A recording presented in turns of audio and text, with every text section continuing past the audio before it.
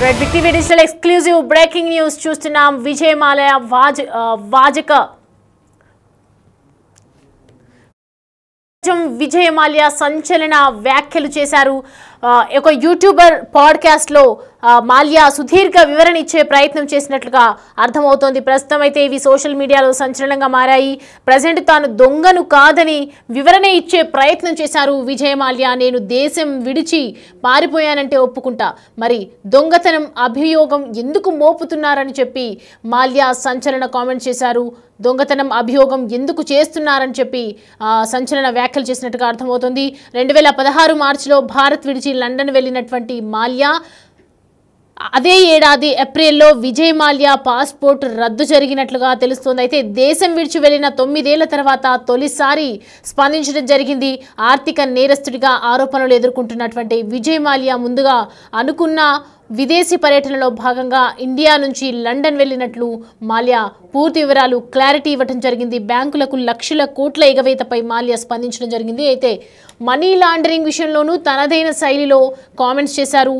And చెక్కును నగదుగా మార్చడాన్ని కూడా మనీ లాండరింగ్ అంటారా అని చెప్పి ప్రశ్నించారు. ఆ డబ్బులను తన సొంతానికి విలాసాలకు ఏమైనా వాడుకున్నానని మాల్యా అంటున్నారు. సో తన వ్యాపారాలు పారిశ్రామికవేత్తగా ఎదిగినటువంటి తీరుపై మాట్లాడినటువంటి విజయ్ మాల్యా లాభ నష్టాలకు సంబంధించి సుదీర్ఘంగా తన లైఫ్ స్టోరీ గురించి వివరించడం జరిగింది. కింగ్ ఫిషర్ బ్రాండ్ షేర్లను కూడా బ్యాంకులకు కట్టబెట్టారన్న వాదనపై తీవ్ర అభ్యంతరం వ్యక్తం చేశారు. తన 2 కంపెనీలు బ్రాండ్ వాల్యుయేషన్ ఇవ్వగా వాటిని బ్యాంకులకు సమర్పించినట్లు కూడా విజయ్ మాల్యా వెల్లడించారు. తన నివేదికను పరిశీలించి ఫైనాన్స్ మంజూరు చేసినట్లు వివరణ తెలుపుతూ అది మోసం ఎలా అవుతోందని చెప్పి మొదటిసారిగా సంచలన కామెంట్స్ చేశారు. ఎన్నో ఏళ్లుగా అనుమానం వ్యక్తమవుతున్నటువంటి నేపథ్యంలో ఇప్పుడు ఒకవేళ మోసమైతే అందులో తన తప్పే ఉందన్న విజయ్ మాల్యా ఎస్బీఐ సహా ఇతర బ్యాంకులకు 9 నుంచి 11,000 కోట్ల దివాలా ఉంది. దీనిపై లండన్ హైకోర్టులో కూడా మాల్యా అపీల్ చేసుకున్నారు. ఇప్పటి వరకు తనను దోషిగా లేదా నిర్దోషిగా కోర్టు నిర్ధారించలేదని చెప్తున్నారు. అయితే ఇండియాలోని ఈడీ కేసులపై కూడా స్పందిస్తూ బ్యాంకు రుణాలు చెల్లించేందుకు కొంత సమయం అవసరమని చెప్తున్నారు. అయితే నా అభిప్రాయాన్ని ఈడీ పరిగణలోకి తీసుకోలేదు. నేను దొంగన అంటే మాత్రం నేను ఒప్పుకోను. నేను ఒక పారిశ్రామిక దిగ్గజవేత్తనని చెప్తూ ఉన్నారు. తాను దొంగను కాదు అని చెప్పి వివరణ ఇచ్చే ప్రయత్నంలో ఈ ప్రాసెస్ గురించి అంతా వివరంగా వివరించారు. ఒక యూట్యూబర్ పాడ్కాస్ట్లో జరిగింది. ఇప్పుడు విజయ్ మాల్యా చేసినటువంటి వ్యాఖ్యలు సంచలనంగా మారాయి, సోషల్ మీడియాలో వైరల్ అవుతూ ఉన్నాయి. ఇటు నేను దేశం విడిచి పారిపోయానంటే ఒప్పుకుంటా, కానీ దొంగని మనీ లాండరింగ్ అంటే మాత్రం నేను అగ్రి చెయ్యను అని చెప్పి యూట్యూబ్ పాడ్కాస్ట్లో వివరంగా వెల్లడించడం జరిగింది. దీనికి సంబంధించి మా కొలీగ్ రామ్దాసు లైన్లో అందుబాటులో ఉన్నారు, మనతో జాయిన్ అవుతున్నారు. సో ప్రజెంట్ రామ్దాస్ చూస్తున్నాము, విజయ్ మాల్యా చేసినటువంటి కామెంట్స్ని ఏ విధంగా చూడొచ్చు? సరిగ్గా 9 సంవత్సరాలు అవుతుంది. భారత్ లో బ్యాంకులకు వేల కోట్ల రూపాయలు ఎగ్గొట్టి విదేశాల్లో దాక్కున్నాడు విజయ్ మాల్యా. ప్రముఖ పారిశ్రామికవేత్తగా అప్పటికే భారత్ లో వెలుగు వెలిగాడు. కింగ్ ఫిషర్, అలాగే Kingfisher airlines, Kingfisher beers company, దాంతో పాటు అనేక వ్యాపారాలు రియాలిటీ రంగంలో కూడా ఉన్నారు. సో ఆ రకంగా వెలుగు వెలిగిన ఆయన తర్వాత బ్యాంకులను ఎగ్గొట్టి రుణాలు ఎగ్గొట్టిన కేసులో విదేశాలకు పారిపోయిన పరిస్థితి. ఇంకా అయితే ఇప్పుడు ఆయన అంటే ఈ చాలా సంవత్సరాల తర్వాత ఇప్పుడు బయటకు వచ్చిన పరిస్థితి కనబడుతుంది. ప్రధానంగా ఈ ఆర్సీబీ జట్టు ఏదైతే మొన్న కప్ గెలిచిందో దాని తర్వాత విజయ్ మాల్యా పేరు మరొకసారి మారబోగింది. ఆర్సీబీ ఓనర్ గా విజయ్ మాల్యాకి సంబంధించినటువంటి అంశం ప్రస్తావనకు వచ్చింది. లండన్ లో రాజ్ షమాని అనే ఒక యూట్యూబర్ పాడ్కాస్టర్ ఆయన చేసిన ఇంటర్వ్యూలో కొన్ని కీలక వ్యాఖ్యలు చేశారు. దాదాపు 9 సంవత్సరాల తర్వాత ఆయన మీడియా ముందుకు వచ్చి మాట్లాడిన పరిస్థితి కనబడుతుంది. ప్రధానంగా ఆయన ఒకటే అంటున్నారు, తాను దొంగతనం చేయలేదు, అసలు ఎక్కడ దొంగతనం జరిగిందంటూ రివర్స్ ప్రశ్నిస్తున్న పరిస్థితి. కానీ తాను మాత్రం దొంగను కాదంటూ తనకు తాను సర్టిఫికేట్ ఇచ్చుకునే ప్రయత్నం చేస్తున్నారు. అసలు తాను భారత్ నుంచి పారిపోయినన్న మాట వాస్తవమే, కానీ దొంగను మాత్రం కాదు అని చెప్తున్నారు. ముందుగా ఉన్న ప్లాన్స్ ప్రకారం 2016లో తాను విదేశాలకు వెళ్ళానని, మనీ లాండరింగ్ కేసులో అరెస్ట్ అయ్యే పరిస్థితులు ఉన్నాయి కాబట్టే తాను భారత్ ను వీడినట్టుగా విజయ్ మాల్యా పాడ్కాస్ట్ లో చెప్పుకొచ్చారు. ఇక తాను విదేశాలకు వెళ్లే ముందు అప్పటి ఆర్థిక మంత్రి అరుణ్ జైట్లీ కూడా ఇన్ఫార్మ్ చేసినట్లుగా చెప్పి కొన్ని సంచలనమైన కీలకమైన అంశాలు చెప్తున్న పరిస్థితి కనబడుతుంది. ప్రధానంగా 4 గంటల పాటు జరిగింది పాడ్కాస్ట్. దీంట్లో తనపై వచ్చిన ఆరోపణల గురించి ఆయన ప్రధానంగా స్పందించారు. అలాగే ఈ కింగ్ ఫిషర్ ఎయిర్లైన్స్ పతనం కావచ్చు, భారతదేశానికి తిరిగి వచ్చే ఛాన్సెస్ సంబంధించి విజయ్ మాల్యా అనేక కీలకమైన అంశాలు ప్రస్తావించారు.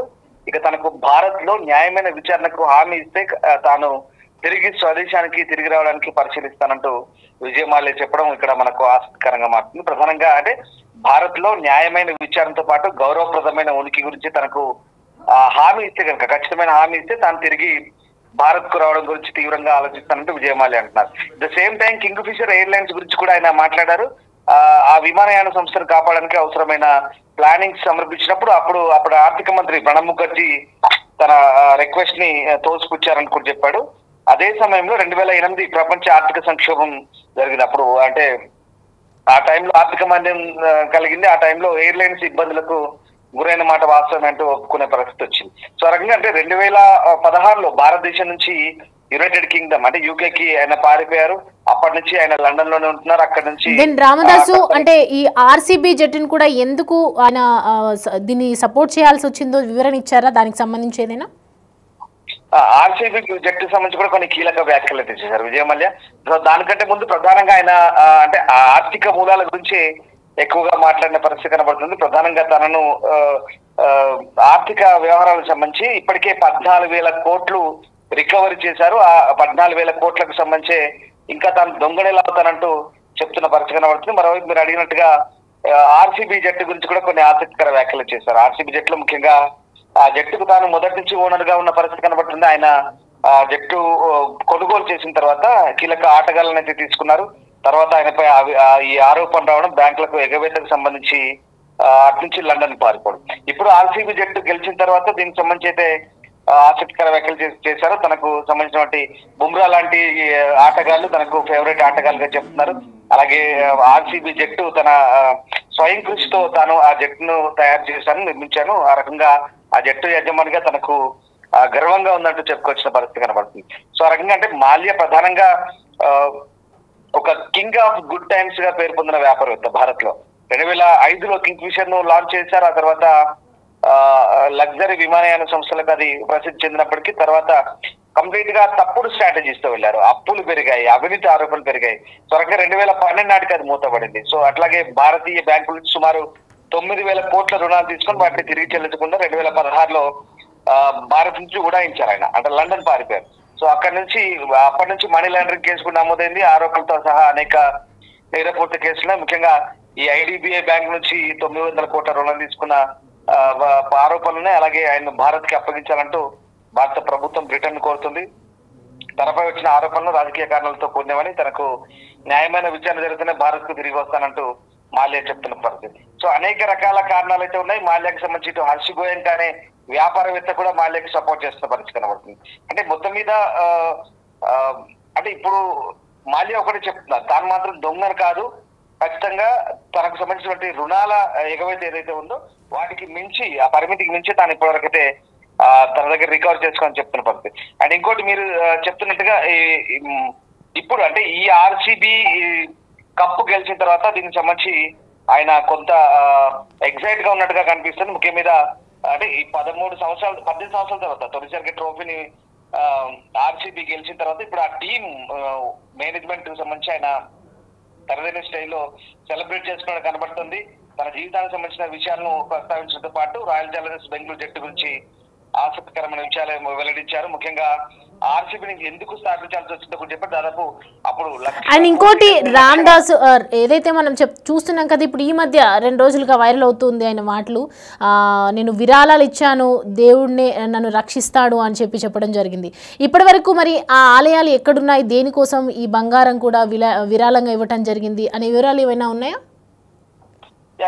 అంటే ఆ మాటలు కూడా ప్రస్తావించారు. 4 గంటల పోడ్కాస్ట్ లో చాలా సుదీర్ఘంగా అంశాలు అయితే వెల్లడించారు. ప్రధానంగా ఆర్సీబీ జట్టుకు సంబంధించిన మాటలు మాట్లాడుతూనే విరాళాలు కూడా ఇచ్చాను, అనేక గుళ్ళు గోపురాలకు విరాళాలు ఇచ్చారన్నట్టు ప్రస్తావించారు. ముఖ్యంగా తిరుపతి బాలాజీ అంశానికి సంబంధించి కూడా ప్రస్తావన చేశాడు. ఆ తిరుపతి బాలాజీ తనను కాపాడాలి, తాను అంటే వాస్తవానికి అజ్ఞాత భక్తుల రూపంలో తిరుపతిలో చాలా వరకు విరాళాలు ఇస్తూ ఉంటారు, చాలా వరకు గోప్యంగా ఉంటాయి ఆ వ్యవహారాలన్నీ కూడా, అవన్నీ కూడా బహిర్గతం కావు. కానీ ఇప్పుడు మాల్యా ఆ ప్రస్తావన తీసుకోవడం ద్వారా తాను తిరుపతి హుండీలో కోట్లాది రూపాయలు విరాళంగా ఇచ్చినట్లుగా ఆయన పరోక్షంగా చెప్పుకున్నట్టుగా కనబడుతుంది. దాంతో పాటు అనేక గుళ్ళు గోపురాలకు కూడా తాను విరాళాలు ఇచ్చినట్టుగా కూడా పరోక్షంగా చెప్పుకొస్తున్న పరిస్థితి కనబడుతుంది. సో అంటే ఆ రకంగా అంటే ఇప్పుడు ముఖ్యంగా ఆర్సీబీ జట్టుకు సంబంధించి ఎందుకు కొన్నాడు అనే వ్యూహానికి సంబంధించి కూడా ఒక ప్రస్తావన వచ్చినప్పుడు దాదాపు 1,70,00,000 భారీ అదే మద్యం సామ్రాజ్యాన్ని స్థాపించిన తర్వాత 1.75 లక్షల కోట్ల భారీ మద్యం సామ్రాజ్యాన్ని స్థాపించిన తర్వాత ఆయన సుమారు 1,000 కోట్ల రూపాయలు ఖర్చు పెట్టి జట్టును కొనుగోలు చేశారు ఆ టైంలో. అంటే దేశంలోనే కాకుండా ప్రపంచవ్యాప్తంగా మాల్యా మద్యం వ్యాపారంలో మంచి ముద్ర వేసుకున్న తర్వాత రాయల్ ఛాలెంజ్ బ్రాండ్ ని మరింతగా ప్రజల్లోకి తీసుకెళ్లాలి కాబట్టి ఆ జట్టును కొనుగోలు చేసినట్టుగా చెప్తున్నాడు. సో దాని ద్వారా ఒక పెద్ద మార్కెట్ క్రియేట్ చేయాలనుకుంటూ యూనివర్సల్ గా అందరూ తను అభిమానించే క్రికెట్ ను దానికి ఆధారంగా చేసుకున్నట్టుగా ఆయన చెప్పుకొచ్చే ప్రయత్నం చేశాడు. సో మొత్తం మీద చాలా ఇంట్రెస్టింగ్ మాటలైతే మాట్లాడారు విజయ్ మాల్యా. ఆర్సీబీ జట్టు కొనుగోలు సంబంధించి, ఆర్థిక అంశాలకు సంబంధించి, తాను భారత్ కి ఎప్పుడు తిరిగి వస్తున్నా అనే అంశాలకు సంబంధించి కావచ్చు, దాంతో పాటు ఇంకా అనేకమైన కీలక అంశాలు, తాను గుళ్లకు గోపురాలకు విరాళాలు ఇచ్చిన అంశం కావచ్చు, ఇట్లా రకరకాల అంశాలకు సంబంధించి విజయ్ మాల్యా అయితే చాలా కీలకమైన ప్రస్తావనలు తీసుకొచ్చిన పరిస్థితి కనబడుతోంది. అండ్ అలాగే భారత్ లో వ్యాపారానికి సంబంధించి కూడా కొన్ని కామెంట్స్ అయితే చేశారు. పూర్తిగా వ్యాపారం అంతా కూడా కొన్ని పూర్తిగా వ్యాపారాన్ని నడిపిస్తున్నాయనే అంశాన్ని కూడా ఆయన చెప్పుకొచ్చే ప్రయత్నం చేశారు. ఇక ఆర్సీబీలో తన డ్రీమ్ టీం గురించి కూడా చెప్పే ప్రయత్నం చేశారు. ఓవరాల్ గా అంటే ఇక్కడ బుమ్రా కావచ్చు, సూర్యకుమార్ కావచ్చు, పంత్ వీళ్ళంతా కూడా తన డ్రీమ్ టీమ్ గా చెప్పుకుంటున్న పరిస్థితి ఉంటుంది. అంటే ఒక్కటే చెప్తున్నారండి, నేను పారిపోయినని అని మాత్రం అంటే ఒప్పుకోను, దొంగ అంటే ఒప్పుకోను, పారిపోయిన కరెక్ట్ కానీ నేను దొంగ అంటే ఒప్పుకునేది లేదంటూ చెప్తున్న పరిస్థితి కనబడుతుంది. సో 4 గంటల ఈ సుదీర్ఘ పాడ్కాస్ట్ లో అనేక కీలకమైన అంశాలు అయితే వెల్లడించిన పరిస్థితి కనబడుతుంది. సో ఓవరాల్ గా ప్రస్తుతం ఈ విజయ్ మాల్యా పాడ్కాస్ట్ ఏదైతే ఉందో ఒక ఆసక్తికర చర్చకైతే దాటిస్తుంది. దాదాపు 9 ఏళ్ల తర్వాత దేశాన్ని విడిచిపెట్టిపోయిన మాల్యాకు ఇప్పుడు ఈ పాడ్కాస్ట్ లో ప్రత్యక్షమవడం, అనేక కీలక అంశాలు ఆసక్తికర వ్యాఖ్యలు చేయడంతో ఇప్పుడు ప్రస్తుతం ఇదే అంశం అయితే హాట్ టాపిక్ గా మారుతుంది. Right Ramdas, thanks for updates. Right, చూస్తున్నాం కదా విజయ్ మాల్యా చేసినటువంటి వ్యాఖ్యలు అయితే ప్రస్తుతం దుమారం రేపుతున్నాయి. సంచలనంగా కొన్ని వ్యాఖ్యలు చేశారు ఆయన. వ్యాపార దిగ్గజం విజయ్ మాల్యా ఎన్నో ఏళ్లుగా అసలు ఆయన మీద ఉన్నటువంటి ఆరోపణలు కావచ్చు, ఇటు అలిగేషన్స్ కావచ్చు, రకరకాలుగా అనుకున్నారు, రకరకాలుగా మాట్లాడారు. ఇప్పటికీ కూడా ఏదైతే 2 రోజులుగా వార్తలు నడుస్తున్నటువంటి నేపథ్యంలో కూడా ఎవరి వర్షన్ వాళ్ళనేది చెప్తూ ఉన్నారు. తను దొంగను కాదని ఒకవైపు వివరించే ప్రయత్నం చేస్తున్నప్పటికీ కూడా అనేక అనుమానాలు అయితే వ్యక్తం అవుతూ ఉన్నాయి. సో ప్రజెంట్ దీనికి సంబంధించి మాత్రం సోషల్ మీడియాలో తెగ వైరల్గా మారింది.